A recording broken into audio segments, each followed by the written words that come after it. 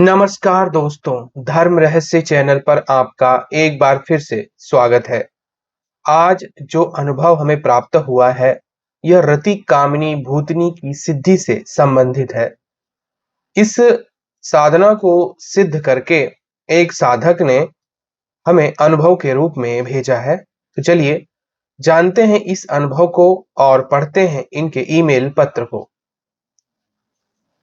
नमस्ते गुरुजी, सबसे पहले मैं आपका विशेष रूप से धन्यवाद करना चाहूँगा, क्योंकि आपसे ही मुझे गुरु मंत्र मिला, आपसे ही इस साधना का ज्ञान मिला और इसे मैंने सिद्ध किया। और क्या-क्या मेरे साथ घटित हुआ, यही मैं आपको बताना चाहता हूँ। क्योंकि सिद्धि को गोपनीय रखना चाहिए, आपने ही बताया है। इसलिए मैं आज इस विषय में बातें बताते हुए बाकी जो भी अनुभव हुआ वह बताऊंगा, किंतु आपसे निवेदन है, कृपया मेरी जानकारी को पूरी तरह गोपनीय रखा जाए। यह अनुभव धर्म रहस्य चैनल को प्रेषित किया जा रहा है और इसकी जिम्मेदारी मैं लेता हूं कि इसे पहले कहीं अन्य प्रकाशित नहीं किया गया है। गुरुजी, इस साधना को करने के लिए मेरे पास जो मार्ग था, उसे मैंने गुरु मंत्र अनुष्ठान के बाद ही चुना, क्योंकि आपके कहे अनुसार कोई भी तांत्रिक साधना तभी शुरू करनी चाहिए जब वह गुरु मंत्र अनुष्ठान को पूरा हो चुका हो, क्योंकि गुरु मंत्र अनुष्ठान से आपके अंदर सामर्थ्य पैदा होती है, किसी शक्ति से लड़ने की क्षमता होती है और शक्तियां भी आकर्षित होती हैं ऐसे व्यक्ति की तरफ।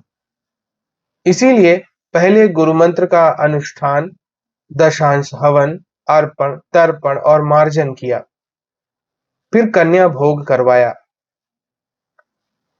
इसके बाद जब मैंने इस साधना को शुरू करने के विषय में सोचा, तो मैंने आपका पीडीएफ इंस्टा मोजो से खरीदा और तब मैंने इसके नियम पढ़े।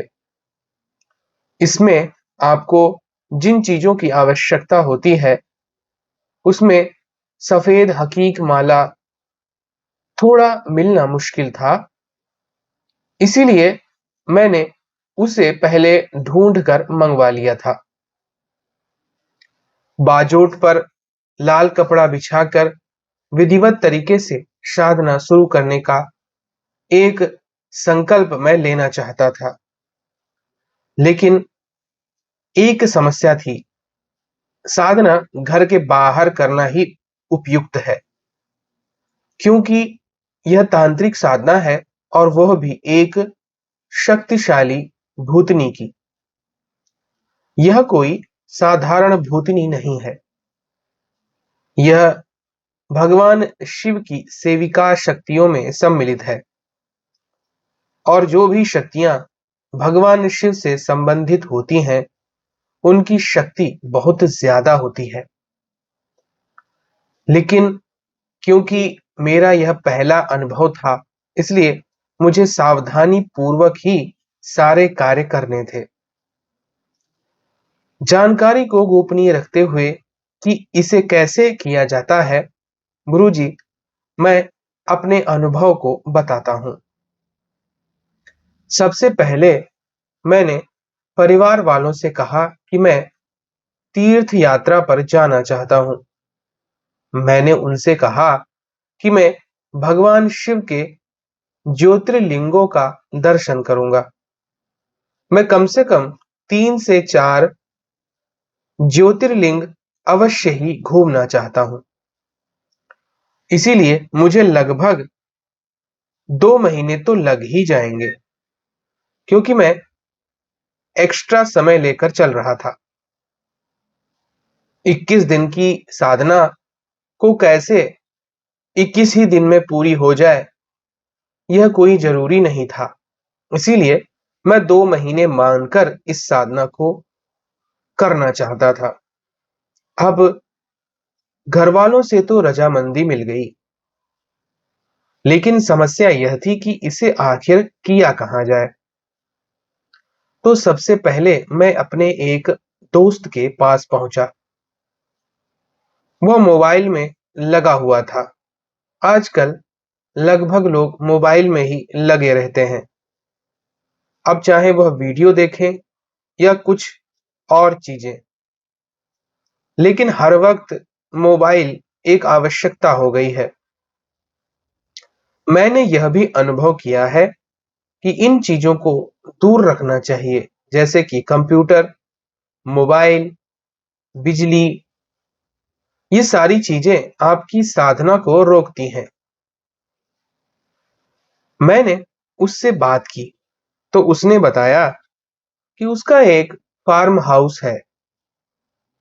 अब फार्म हाउस क्या कहें, यूं समझिए कि खेत में बना हुआ एक घर है, जो कि लगभग 3 से 4 महीने हमेशा खाली रहता है।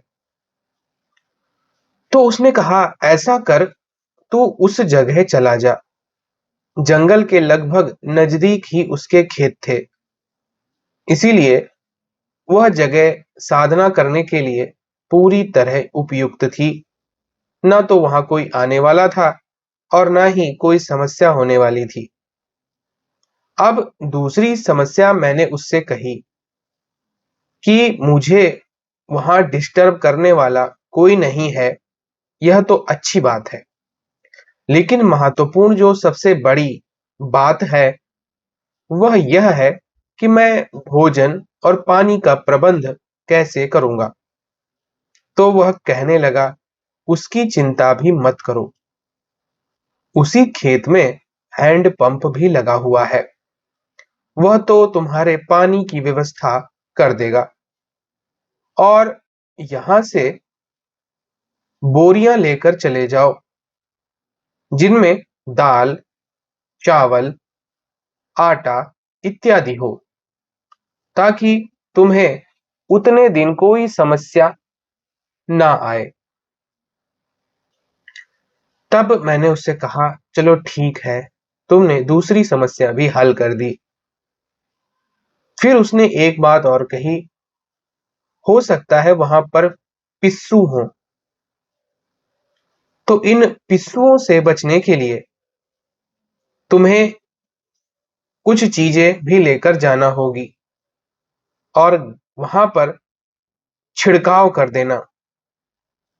मैंने सोचा, चलो कोई बात नहीं, देखा जाएगा। और फिर लगभग दोपहर के 1 बजे मैं अपने दोस्त के साथ उसके फार्म पर पहुंच गया।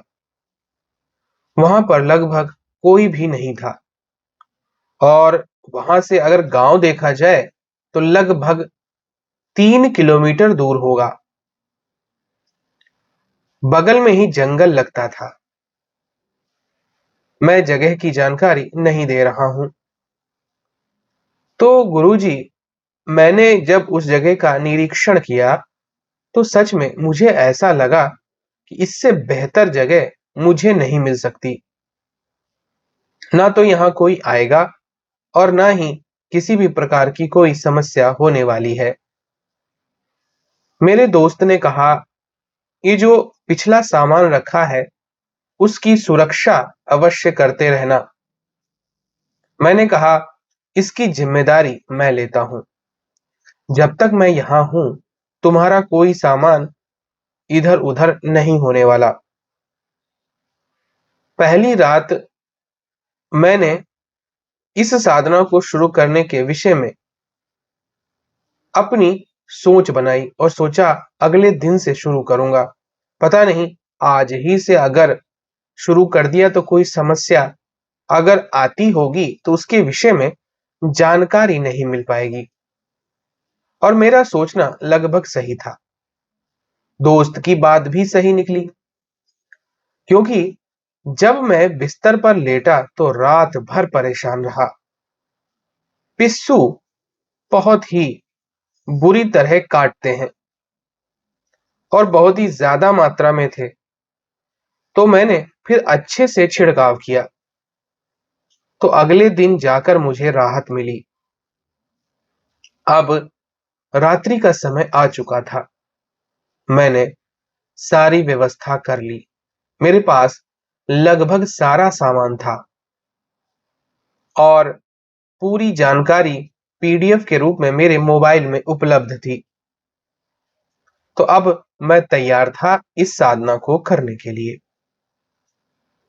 तो फिर मैंने शुरुआत की और जैसा कि आपने बताया है, उन सब चीजों को मैंने व्यवस्थित कर लिया। अब मैंने उस स्थान पर एक और चीज मंगवानी शुरू कर दी।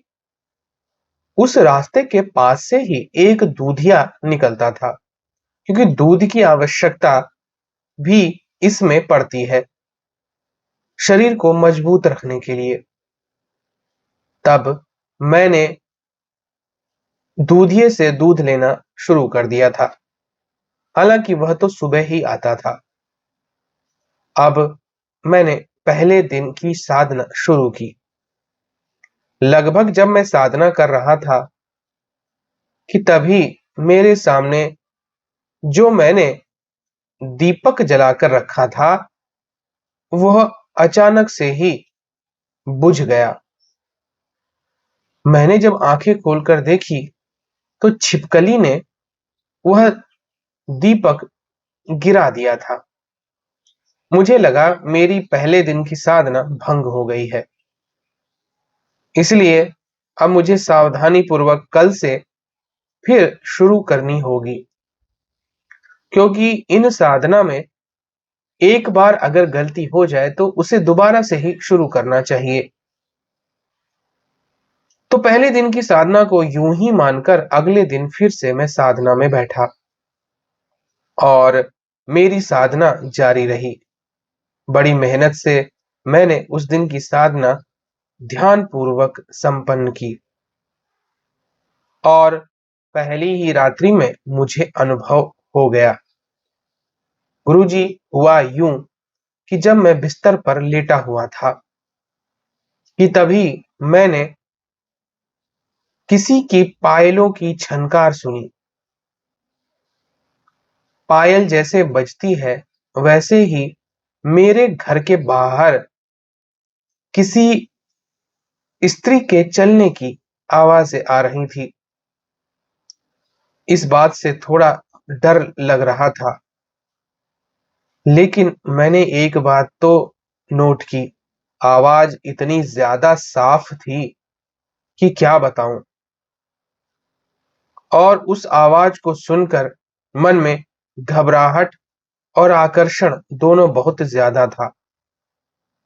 मेरी आंखें खुल गईं, तो मैंने खिड़की से बाहर देखने का निर्णय लिया।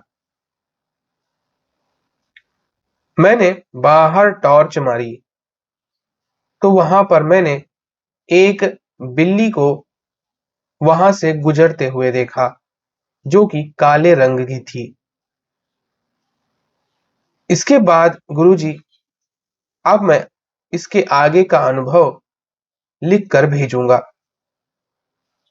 तो अगर आप सभी लोगों को मेरा यह अनुभव अच्छा लग रहा हो तो अवश्य कमेंट कीजिएगा, मुझे पढ़कर अच्छा लगेगा। मैं किसी का जवाब नहीं दूंगा, क्योंकि यह सिद्धि से संबंधित मामला है।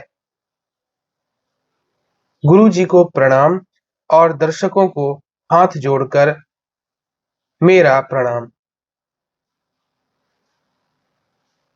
तो देखिए, यहाँ पर इन्होंने अनुभव का पहला भाग भेजा है।